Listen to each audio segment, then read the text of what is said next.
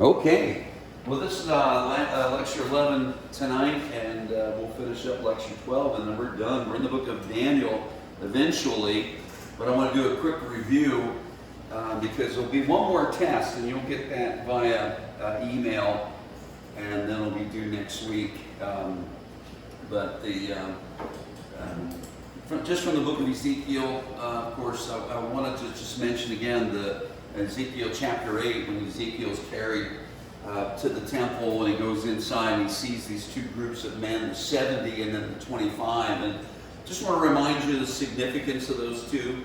It doesn't say who they are, but the numeration would indicate that the first group of 70 are the...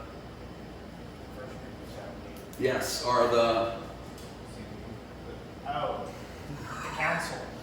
The what? The council, yes. And so they would eventually become the Sanhedrin. That's actually the Greek word Sanhedrin is translated the council in the New Testament. But the 70, of course, they are the leadership of the nation of Israel. So that would be more like the administrative body. So they're the political leadership. And the 25, Derek, the 25 would be Priests. the priest. And why 25? You have the 24 plus the high priest. Okay, and the 24 would point out would be the what? Brother Carlos, the 24 would be the... Pretty much the lineage of the priesthood. Okay, and what did we read about that in Numbers chapter 11? It's called what they call the courses, right? The courses of the priesthood. There's 24 courses of the priesthood, and that plays all the way through, all the way into the New Testament. When we're introduced to John the Baptist's dad, Zacharias, of the course of Abide, and so that course of the priesthood was still going on. So the 24 represents the 24 courses of the priesthood. That's from back in the book of what was that at? First Chronicles 24 is where that's from, actually, the course of the priesthood. And then the 25th would be the high priest, and so that's the Levitical priesthood. So not only was the political leadership, not only was that corrupt, we're talking about secular leadership, but also the spiritual leadership of the nation was corrupt. And that's represented in those two groups of the 70 and then the 25. I do want to remind you, I gave you that list of the seven temples. That's definitely going to show up on a quiz sometime. And so just be familiar with that. Solomon's temple, Zerubbabel's temple, the Tribulation temple, Millennial temple, and then those additional ones, Jesus' body, our body, and then the heavenly temple. So just be familiar with those, and that would suffice for a good conversation and a test someday. Other than that, from Ezekiel, that's really all I'm concerned about.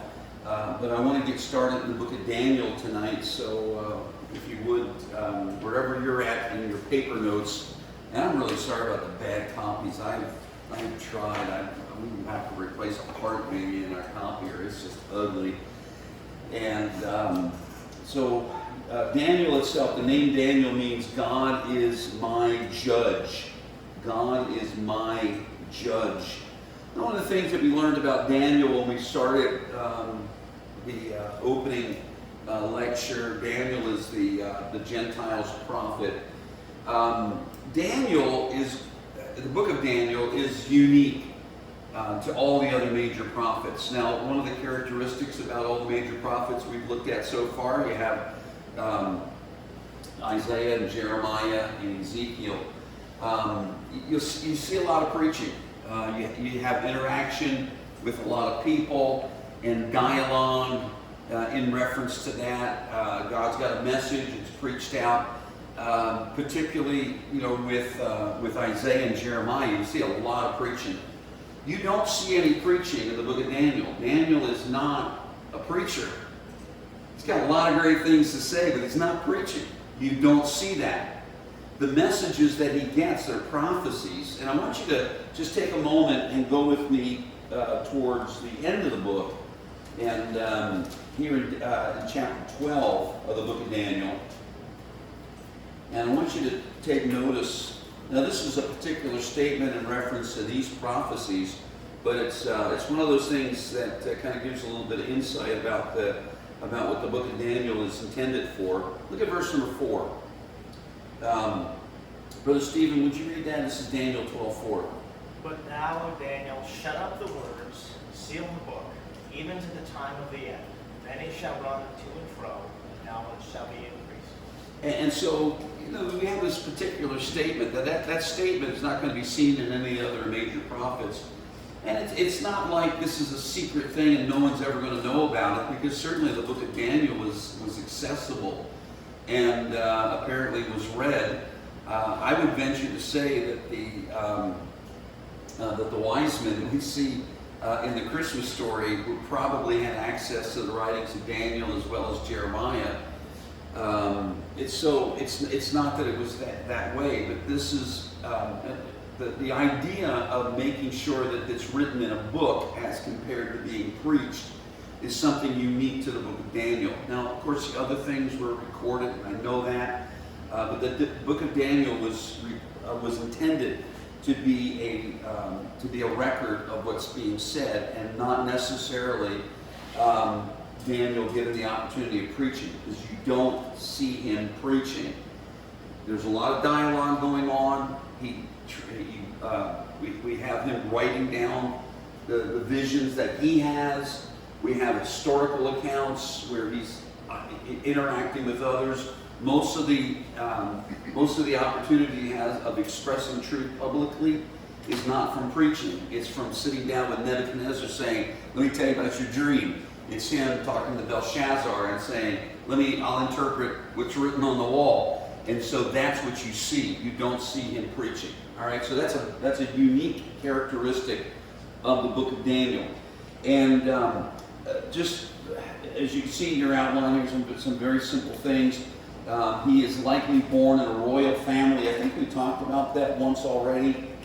Verse number 3, Daniel chapter 1, verse number 3 says this, "And the king spake unto Ashpenaz, the master of the eunuchs, that he should bring certain of the children of Israel and of the king's seed and the princess." And so just that statement would indicate that the folks that have been taken, which is going to include Daniel and, of course, we're going to meet his three friends, Hananiah, Mishael, and Azariah, a.k.a. Shadrach, Meshach, and Abednego.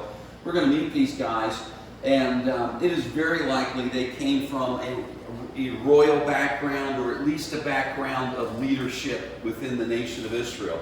So when Nebuchadnezzar came in the first time and took folks out, Daniel went out that first time the Babylonians came in. They specifically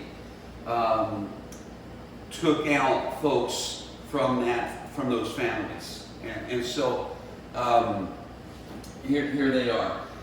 So as a youth, he's carried into Babylon. He is selected to receive very special training. He went to the Royal Academy that Nebuchadnezzar had put together. His occupation, you'll notice there, Daniel served as a high official underneath three kings. That's Nebuchadnezzar, Belshazzar, which is either son or grandson to Nebuchadnezzar, and then Darius, and that, of course, is the Medo-Persian Empire. And he had a tremendous reputation, of course, during that period of time. Daniel is mentioned somewhat in the book of Hebrews, but not by name. It's kind of, if you remember back when we were talking about Isaiah, how is Isaiah represented in the book of Hebrews? Talk about the Hall of Fame, Hebrews chapter 11. Sawn asunder. Now, it doesn't say specifically, it just said, some that's hard to say, isn't it? Sawn asunder.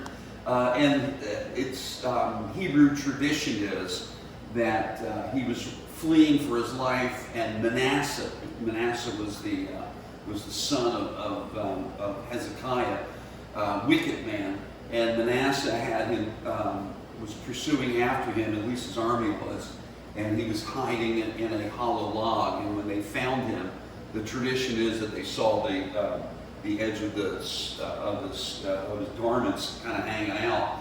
that they took and they sawed the log in half, and of course killing the prophet. So, Hebrews chapter 11, Brother Carlos, if you could bring that up real quick, Hebrews 11:33. So Daniel is made reference to here, but certainly more blatant of a reference, if you please. Hebrews 11:33, who through faith subdued kingdoms, for righteousness obtained promises, stopped about supplies. Ha ha! Ha ha! We all know that story, right? Daniel in the lion's den. And so that would be a reference to Daniel. He's mentioned here, not by name, but certainly by reputation. Here in the book of Hebrews, the ministry of the book of Daniel covers a tremendous amount of time. It's going to be it's 70 plus years. Of course, he is going to be taken out at the beginning of the Babylonian captivity, and so he is going to be, of course, doing the math as the 70 years are coming to an end. So that would be like Daniel chapter 9 when he's reading the book of Jeremiah and he's saying, oh man, there's 70 years to determine. So he's doing the math. And then of course his ministry then is going to continue on from there because he's going to be part of the Medo-Persians and their assemblage of wise men and leaders. And so that's 70 years plus. Now, if he's going in there as, 20 years or less, he's a teenager perhaps, so he's 80 and 90, he's going to be 90 years old plus as we get to the end of the book here. We don't have a record of his death, but we certainly have a record of his life and of his interaction. I have several kings listed down here. Of course, the reign of Nebuchadnezzar, the reign of Belshazzar, and the reign of Cyrus and Darius the Mede. The Medo-Persian Empire consisted of several different leaders, and I just mentioned Cyrus down here, who was Persian, and Darius, who was Mede. I want to mention that term, when you see terms like Darius is not a name. Darius is a title. It would translate something like Lord. So when you see, especially if you're reading like secular books and there's a lot of references to Darius, there's going to be in secular writing like Darius the First and Darius the Second and that type of thing. So that kind of does breed a little bit of confusion as to who's who. But just think about the fact that Darius is a title. It's kind of like Pharaoh. That's more of a title. And then in the New Testament we have something like Herod. Herod is a family name. So all of the descendants of Herod would have been considered to be the Herod or a Herod. So you would have Herod Agrippa the First or Herod Antipas, and so Herod was a name, but it almost became a title that carried along with it. So it's anytime I'm looking at a passage of Scripture, it's in the New Testament book of Acts, and I'm looking at that descendant line, often what I do is I pull out my Unger's Bible Dictionary and I flip to the section on the Herod, and it has a nice little family tree. And so that helps me to sort out who's who, because it's kind of like when you go to a ball game, you can't tell the players without a scorecard. You see the number, who is that down there? And especially if you go to Korea and watch Korean baseball. I saw one Korean baseball game. 90% of the team, their name is Lee. And I'm serious.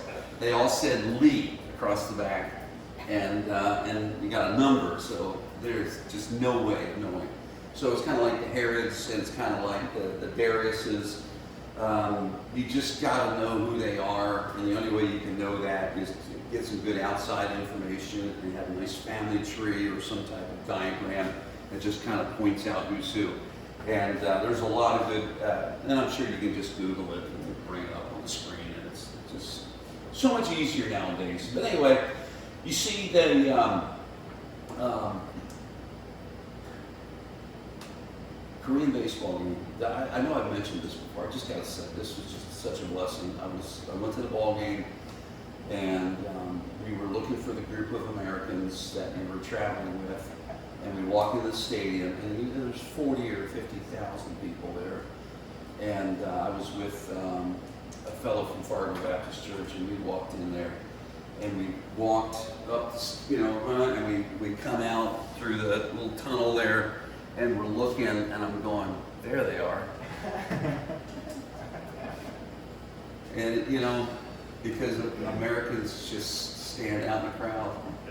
There's 40,000 people, and I can spot the Americans just like that. It's amazing. Oh, we live in a great country, don't we? All right. The message of Daniel. I did mention this already from Daniel 12:4, that this is not necessarily a preached a book about preaching. The language, it is. I have down there a section that says the language of the message.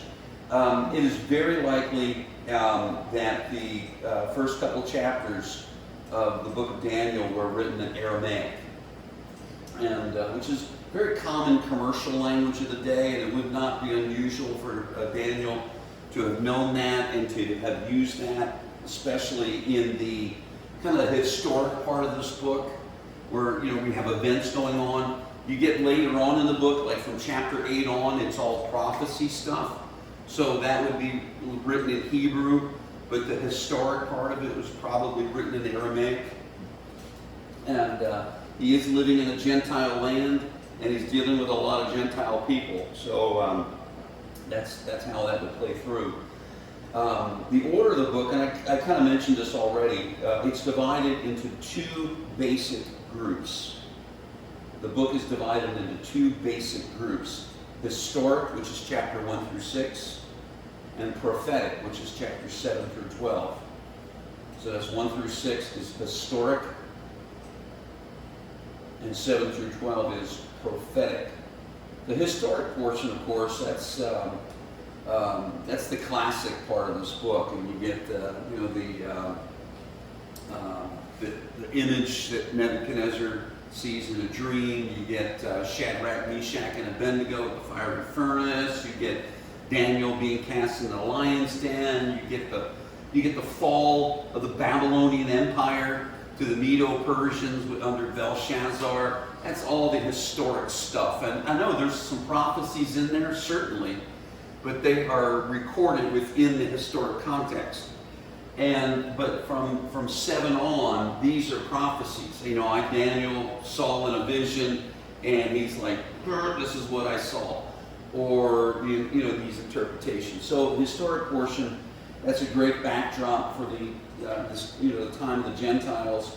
The remainder of the book is really talking about Israel's relationship to these Gentile empires in the world that they live in. And so the second half of the book, from 7 to 12, is mostly stuff that's going to happen to Israel, whereas the first part of the book is talking about historic events, kind of the big picture stuff. Let's talk about these Gentile empires and how they're going to interact with the nation of Israel. So that's two basic divisions, okay, of the book. There is a basic outline. I have that written down there. God of Daniel, God of the Gentile worlds, and then the God of Israel. Chapter 1 is primarily, we're introduced to Daniel, Shadrach, Meshach, and Abednego. We get those great statements about not eating the king's meat, and because he was, Daniel was determined not to do it, and he had purposed in his heart. That'll preach, won't it? So anyway, that is the introduction here to the book of Daniel. I want to, if you'll notice that section, and I do have the names already down there. Underneath the God of Daniel, captivity to training, you see the folks that were there: Daniel, Hananiah, Mishael, and Azariah. I do have the names down there. I don't expect you to know these names and their translations, but I have them down there just to point out, the game that the Babylonians are playing. And so Daniel, of course, that's a good Hebrew name. God is my judge. And his name was changed. Now, most of the time you see Daniel referred to as Daniel. And so I'm sure, his name's going to pop up, Belteshazzar, which translate, may Bel protect his life. And Bel, of course, is not like Nebuchadnezzar's dog's name or anything like that. Bel is a god of the Babylonians. Okay, there is a book. I mentioned this last week, the Apocrypha. We all know what the Apocrypha is, right? Okay, who's in the testimonial books. There is a book called Bel and the Dragon, and it is it's a fairy tale, but it's Daniel's in it, and the king is convinced that Bel, the god Bel, is real because he eats the evening sacrifices that are left by the priests. Every night they put the offering in there and they close the temple up and secure it, and come the morning, the sacrifices are gone, because the food that they sacrifice, because the god Bel consumes those sacrifices. And so Daniel is like, nah, that's not true. And so Daniel has this great idea of taking ashes and spreading ashes on the floor of the temple before the doors shut. So they put the sacrifices in, they shut the door. So the next day the sacrifices are gone, but they see footprints. And they follow it, and there's kind of like a trap door. Well, all this time the priests have been sneaking in at night, stealing the food and eating it. And swearing that the god Bel was, and so that's it. I mean, it's a great story, But anyway, so Bel is that god that's worshipped by the Babylonians, and you'll notice all the other, Abednego, that's the god Nebo, and the other god is the god Aku, which is Aku. I'm not even pronouncing it right, but anyway, that's the sun god. So you have these great Hebrew names that honor the God of heaven, and they're given these names that are honoring these false gods. So that's what they did. It's almost like a brainwashing type of thing. We're going to control you, and we're even going to control your name. Now, I want to mention this because we go into the New Testament, and I'm just saying. You don't see them objecting to it. It's not expressed anywhere in the Old Testament. Daniel doesn't say, "Don't you dare call me that."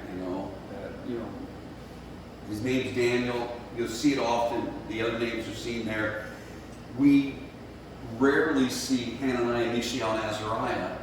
We always see Shadrach, Meshach, and Abednego. Matter of fact, most of the time that we teach the Bible story to the kids, we do that. Okay. So it's not that they're having an issue with it, all right? But we fast forward to the New Testament, and you meet folks like Apollos in the New Testament, who was an evangelist and a preacher and did a wonderful job. And he's got a name that's honoring the god Apollo, which is a Greek and Roman god. You don't see him change his name. As a matter of fact, generally, of course, Christ didn't change people's names. He gave them additional names. Okay, so there's nothing wrong with that. But there are a couple of times in Scripture in the New Testament where you see people's names purposely being changed, because often, like Judas is a name that you'll see assigned to several people in the New Testament. They call them a different name, and rightfully so. And there's one, and I can't remember the reference for that, but there's a person whose name is Jesus, which is actually a common Hebrew name in the first century, and they give him a different name. So you do see that every once in a while. But I do want to point out the fact that there were people in the New Testament that had names that honored the gods of the Romans or the Greeks, but they didn't bother changing their names. So it's not like, God's going to be offended if somebody has a name like that. Krishna it came out to the thing this past week, right? Yeah. You know who Krishna is? Hindu. The Hindu god. Yeah. And his sister's Lakshmi. That's a Hindu goddess. Okay. So scripturally, there's nothing wrong with that. And there's no need to change your name because you have a name that's honoring a false god. But here we have a case, Daniel, Hananiah, Mishael, and Azariah. They are given new names. They make no objection to it. And we do see the names played through in the scriptures. And it doesn't diminish their ability of honoring God, because we honor God by our actions, not necessarily by our names. And we see it here in their lives. So anyway, let me go on and let's drop down to that's section B, the God of the Gentile worlds. And if you will, go to chapter 2 of the book of Daniel. Second year of the reign of Nebuchadnezzar.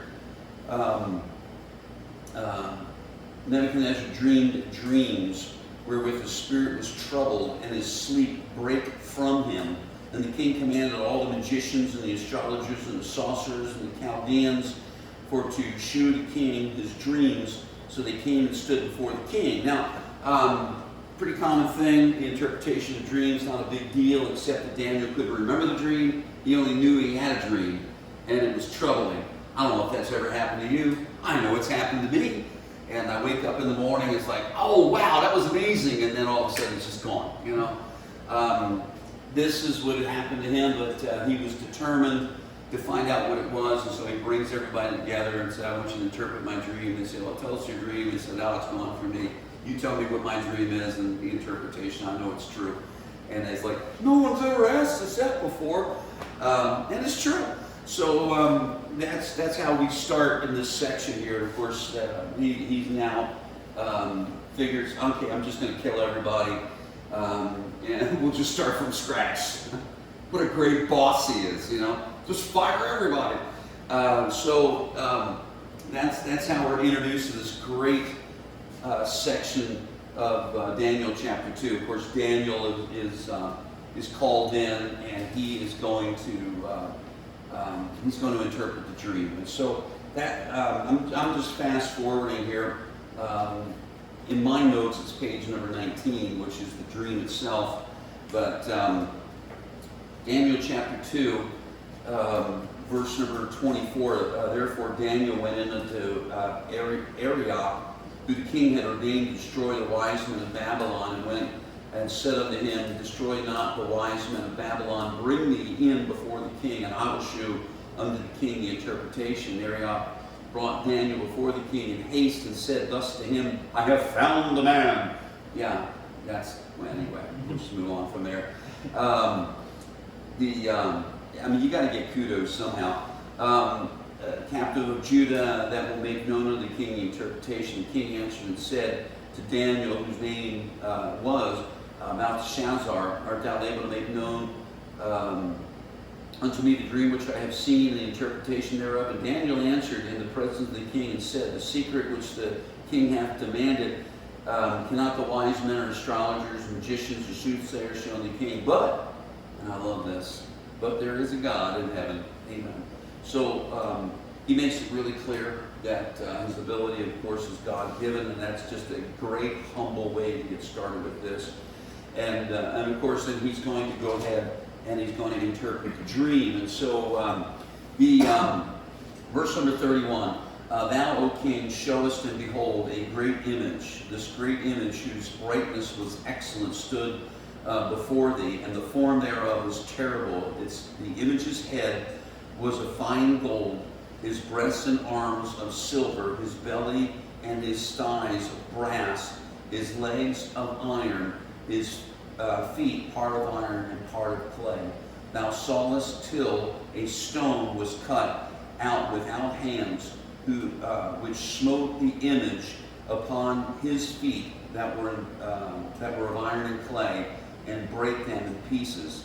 Then was the iron and the clay and the brass and the silver and the gold broken into pieces, together became like the chaff of the summer threshing floor, and the wind carried them away, and no place was found for them. And the stone that thou smote the image became a great mountain and filled the whole earth. And so this is the dream, and of course, Nebuchadnezzar's like, yeah, that was it. And so, and of course, Daniel's going to go ahead and interpret it. And that's what I want to talk about tonight. And so the interpretation, because this section of Scripture here with the image basically takes us all the way through the rest of the book of Daniel.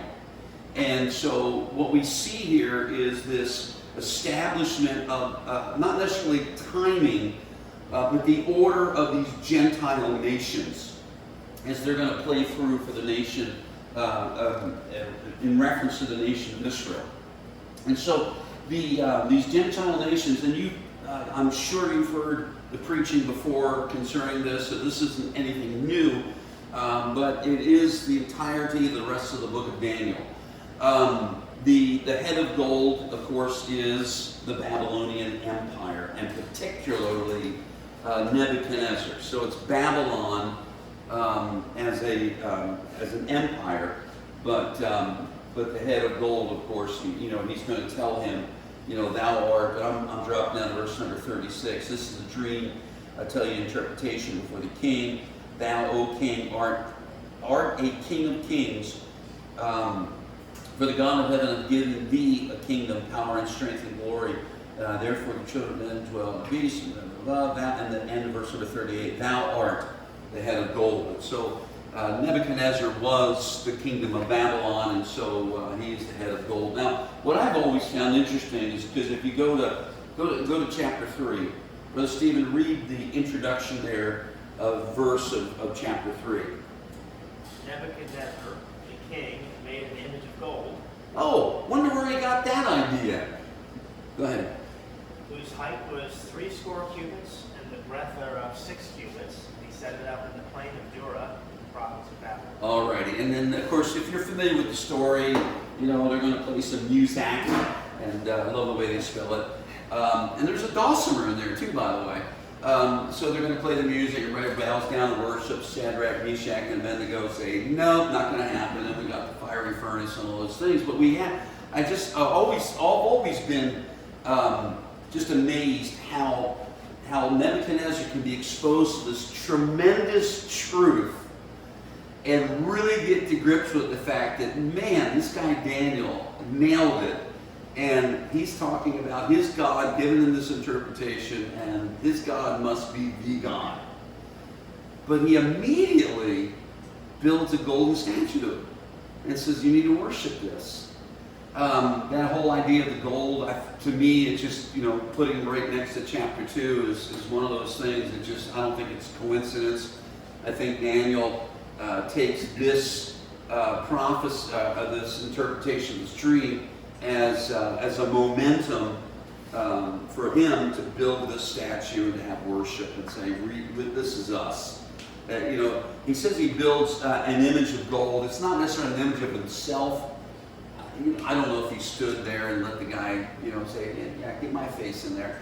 I don't have that played through. But the boasting about the kingdom of Babylon certainly is a part of that. And so we see it immediately. So this chapter 3 plays right into that first section of this interpretation. So Babylon is as that first empire. It is going to. It will be there for not very much longer after this. Nebuchadnezzar is going to have some mental issues a little bit down the line. His son or grandson, it all depends on whose commentaries you read. Belshazzar the thing's going to collapse, and so Belshazzar has this drunken party, and it all just kind of falls apart at that point. And there's a lot to be said about that. There's some really good information about how the Medo-Persians conquered the Babylonians. One of the things that are often mentioned about damming up the Euphrates River, because part of the palace of Nebuchadnezzar, it was on the Euphrates, and water literally flowed through the fortress area that was a source of water. And so by damming the Euphrates River, it dropped the water level down, exposing the open tunnel that the Medo-Persians came right through. And it's not like they even had to, beat the walls down. They literally marched themselves into the palace area and conquered the Babylonians in just one swoop, in that one night, and it was all over with. And so, the head of gold is there, and it's presented that way, and so there they are. The next empire, of course, and I'm going back, of course, to chapter 2, the interpretation in, of course, verse number 39, and it says, "And after thee shall rise another kingdom inferior to thee." And that's the statement that's made there. And that statement, of course, is concerning the Medo-Persian Empire. Medo-Persian Empire. And that's going to happen over, and Daniel, take your Bible, Daniel chapter 5, that transition takes place right here in the book of Daniel. And of course, Nebuchadnezzar is gone, Belshazzar, his descendant is there, he's now king, has a great feast, drunken party. Verse number 3, "And they brought the golden vessels that were taken out of the temple of the house of God, which was at Jerusalem." What a mistake that was. Not that, it had everything to do with the destruction of his kingdom, but he just really blew it on that one.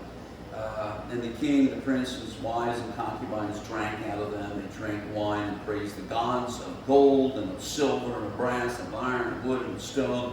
And the same hour came forth the finger of a man's hand." And you have that writing on the wall, Mene, Tekel, Upharsin, which is fun to say, isn't it? So again, nobody knows what it means. The queen says, "Hey, this was probably either Belshazzar's mom or grandmom when it says queen," but she said, "There's a guy." And so they bring Daniel in, and he's like, "Yeah, I know what that says." And he interprets, "You've been found in the balance.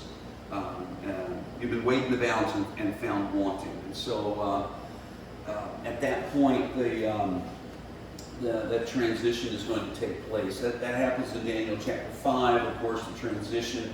You look at chapter 8, verse number 20, which says this, "And the ram which thou sawest, having 2 horns, are the kings of the Media and Persia, and the rough goat is the king of Greece." And so you'll notice this is just another prophecy concerning that Daniel had received concerning these same events, and you see that Medo-Persian Empire coming in, and of course then the Grecian Empire afterwards.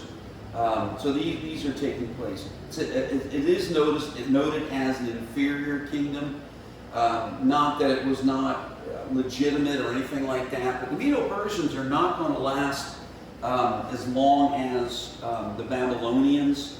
The Babylonians were an empire that really spread tremendously as they took over from the Assyrians, and then they spread their empire. The Medo-Persians, I'm not saying they were wimps or anything, but they were not the same caliber as Nebuchadnezzar. Now, who is that? Is that Artaxerxes? Anyway, they're going to be taking all of Turkey, all the way up to that's the Aegean Sea. Then the conflicts are going to start with the Greeks at that point, and so that's they're going to try to conquer. It's kind of like they're standing at the shore, going, "All right, these guys are going to be a threat eventually, so we might as well take care of them." And so there's going to be some conflicts across the Aegean Sea with the Greeks, and some tremendous battles are going to be fought on both sides. Some big ones on the other side there. The Battle of Thermopylae, if you're familiar with that one, was a tremendous battle. and other warfares that are going to take place. So, but that's the Medo-Persians, and they eventually they're going to fall to the Greek Empire. So, but that's the arms of the silver part of this is the Medo-Persians. All right, it's like 1:15. We're going to go ahead and stop. We'll take a few minutes break. We'll come back. We'll get finished with this, and then we'll be done with our lectures tonight.